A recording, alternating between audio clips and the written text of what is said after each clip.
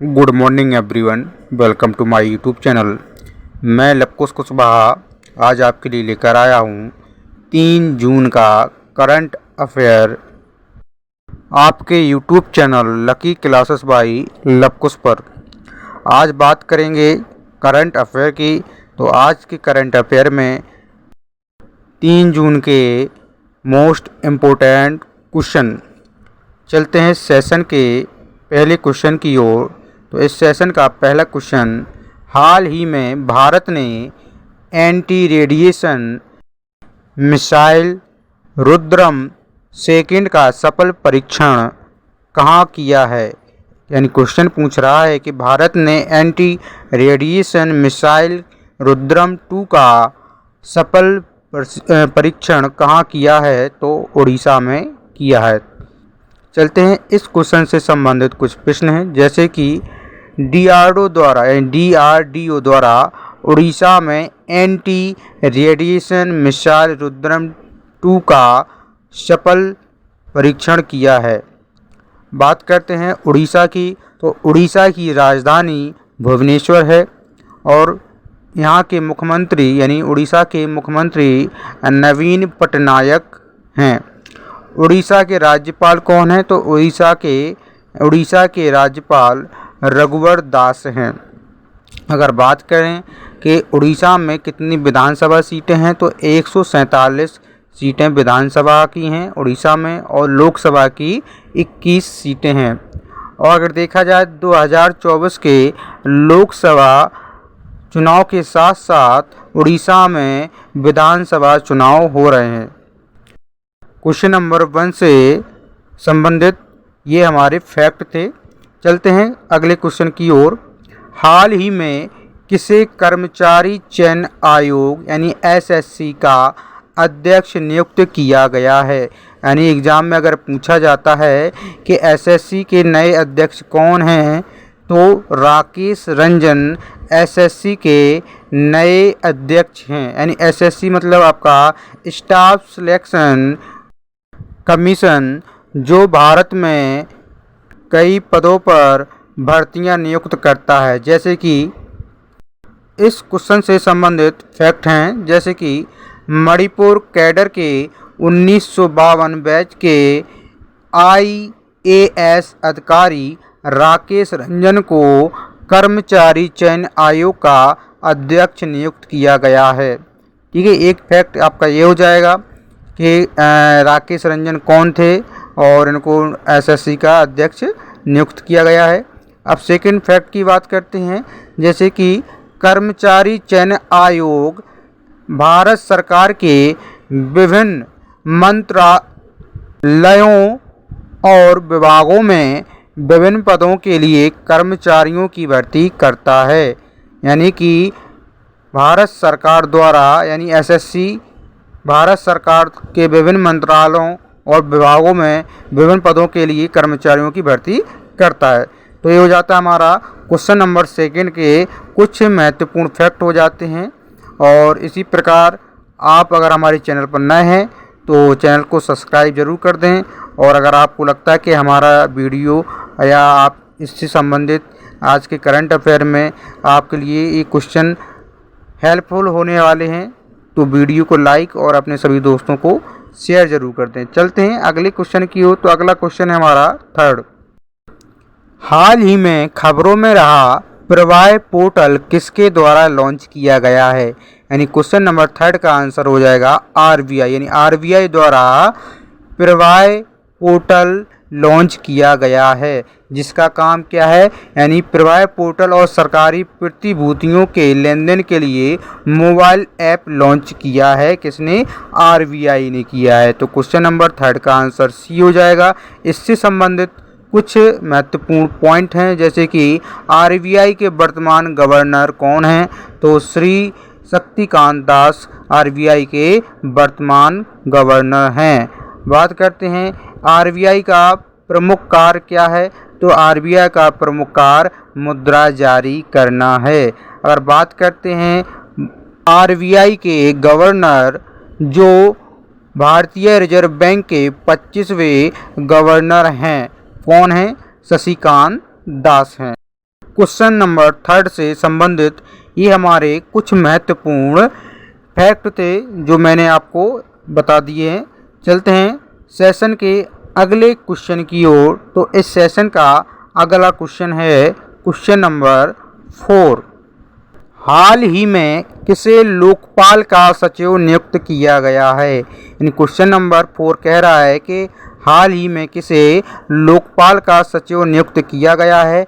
तो लोकपाल का सचिव नियुक्त किसे किया गया? तो प्रदीप कुमार त्रिपाठी को लोकपाल का सचिव नियुक्त किया गया है। यानी क्वेश्चन नंबर 4 का आंसर हो जाएगा बी, यानी प्रदीप कुमार त्रिपाठी।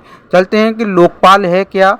तो लोकपाल जैसे कि किसी संस्थान के खिलाफ शिकायतों की जांच करने और उन शिकायतों का समाधान खोजने के लिए नियुक्ति किया जाता है। तो ये लोकपाल का काम होता है।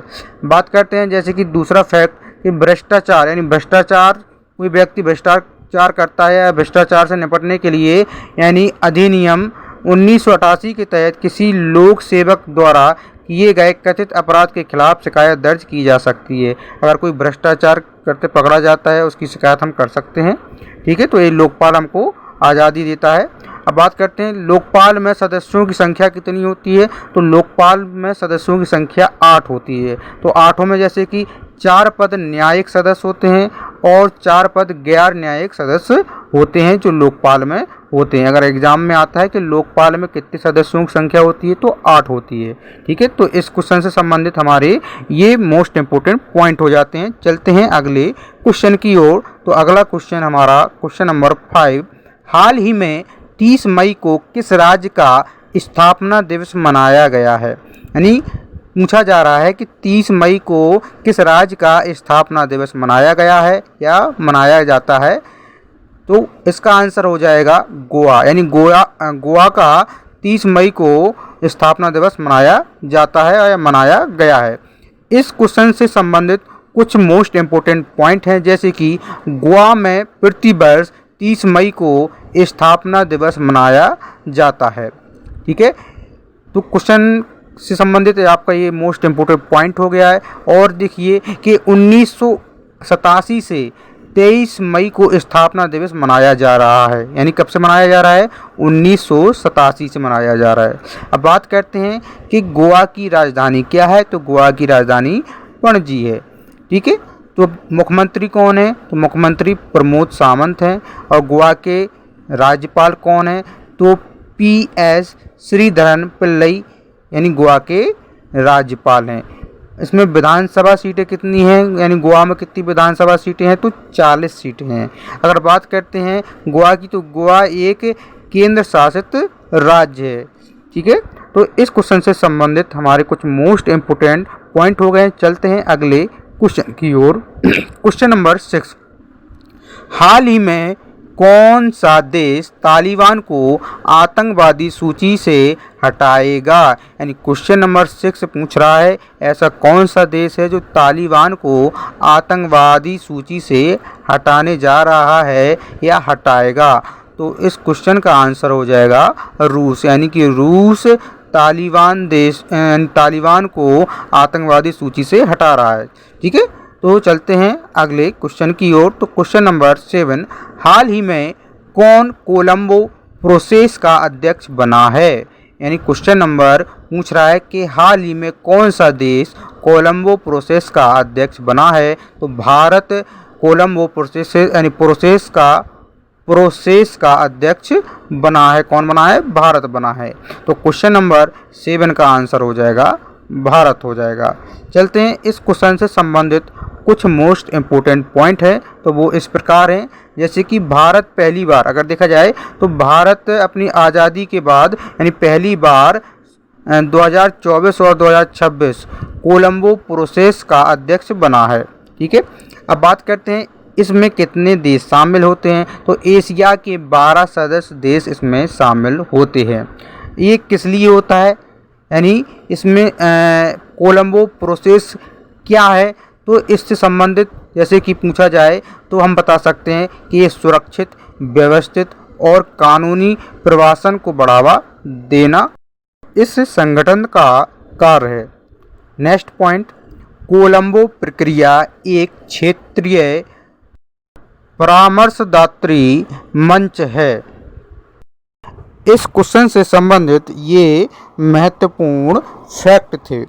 चलते हैं अब अगले क्वेश्चन की ओर। तो अगला क्वेश्चन, हाल ही में FICCI द्वारा कहाँ कोल्ड चेन और लॉजिस्टिक्स शिखर सम्मेलन का आयोजन किया गया है? तो इस क्वेश्चन का आंसर हो जाएगा नई दिल्ली में, यानी कि नई दिल्ली में FICCI द्वारा कोल्ड चेन और लॉजिस्टिक्स शिखर सम्मेलन का आयोजन किया गया है। क्वेश्चन नंबर 8 का आंसर हो जाएगा बी। चलते हैं इस क्वेश्चन से संबंधित कुछ फैक्ट हैं, जैसे कि शिखर सम्मेलन का उद्देश्य क्या है। इस शिखर सम्मेलन का उद्देश्य भारत के खराब होने वाले सामान उद्योग के लिए एक एकीकृत, टिकाऊ और कुशल कोल्ड चेन तंत्र विकसित करने में सहयोग और नवाचार को बढ़ावा देना है। ठीक है, तो ये हो जाएगा, ये आपका महत्वपूर्ण पॉइंट हो जाएगा कि इसका उद्देश्य क्या होता है। अगर बात करते हैं FICCI के चेयरमैन कौन हैं, तो डॉक्टर अनीस शाह इसके चेयरमैन हैं। अब बात करते हैं अगले पॉइंट की, तो व्यापारिक समुदाय के हितों को बढ़ावा देना और उनकी रक्षा करना FICCI का काम है। इसकी स्थापना कब हुई थी? तो 1927 में। कहाँ पर हुई? नई दिल्ली में। ठीक है, तो इस क्वेश्चन से संबंधित ये हमारे फैक्ट थे। चलते हैं सेशन के अगले क्वेश्चन की ओर। तो इस सेशन का अगला क्वेश्चन 9, हाल ही में हिंदी पत्रकारिता दिवस कब मनाया गया है? यानी क्वेश्चन नंबर 9 पूछ रहा है कि हाल ही में हिंदी पत्रकारिता दिवस कब मनाया गया है? तो 30 मई को हिंदी पत्रकारिता दिवस मनाया गया है। ठीक है, तो क्वेश्चन नंबर 9 का आंसर हो जाएगा बी। इस क्वेश्चन से संबंधित कुछ फैक्ट हैं, जैसे कि दरअसल इसी दिन, अगर बात करते हैं 30 मई की, तो इसी दिन देश में हिंदी भाषा में उदंत मार्तंड के नाम से पहला समाचार पत्र वर्ष 1826 को छापा गया था। ठीक है, नेक्स्ट पॉइंट है कि पंडित जुगल किशोर शुक्ल ने इसे कोलकाता से साप्ताहिक के तौर पर शुरू किया था। ठीक है, तो इस क्वेश्चन से संबंधित ये हमारे पॉइंट हो जाएंगे जो बहुत ही महत्वपूर्ण हैं। और आपको लगता है कि हमारा वीडियो आपके आने वाले सभी एग्ज़ामों में आपको सहायता प्रदान कर सकता है, या एक सभी क्वेश्चन आपके लिए बहुत ही हेल्पफुल होने वाले हैं, तो वीडियो को लाइक ज़रूर कर दें और वीडियो को शेयर ज़रूर कर दें। चलिए, ये हो गए आपके क्वेश्चन 9 हो गए हैं। अब बढ़ते हैं सेशन के अंतिम क्वेश्चन यानी क्वेश्चन नंबर 10 की ओर। क्वेश्चन नंबर 10, हाल ही में किस IIT ने शोधकर्ताओं ने घोषणा की है कि शहरीकरण से भारतीय शहरों में रात के समय गर्मी बढ़ती है? यानी क्वेश्चन नंबर 10 पूछ रहा है कि किस IIT के शोधकर्ताओं ने घोषणा की है कि शहरीकरण से भारतीय शहरों में रात के समय गर्मी बढ़ती है? तो इस क्वेश्चन का आंसर हो जाएगा IIT भुवनेश्वर। यानी IIT भुवनेश्वर ने, ये जो शोधकर्ता हैं, उन्होंने शहरीकरण के भारतीय शहरों में रात के समय गर्मी बढ़ती है ये बताया है। ठीक है, तो आज के लिए बस इतना ही है। मिलते हैं कल नए वीडियो के साथ। अब आपको डेली सुबह 8 बजे करंट अफेयर आपको इस चैनल के माध्यम से प्रोवाइड किया जाएगा। अभी आपको शाम के 7 बजे वीडियो मिलता था, लेकिन अब सुबह के 8 बजे आपको करंट अफेयर डेली मिलेगा।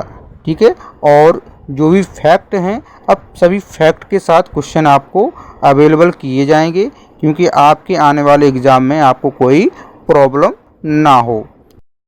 और यही कामना करते हैं कि आपके एग्ज़ाम में अच्छे से अच्छे नंबर आएँ और आप एक अच्छे पद पर नियुक्त किए जाएँ। धन्यवाद।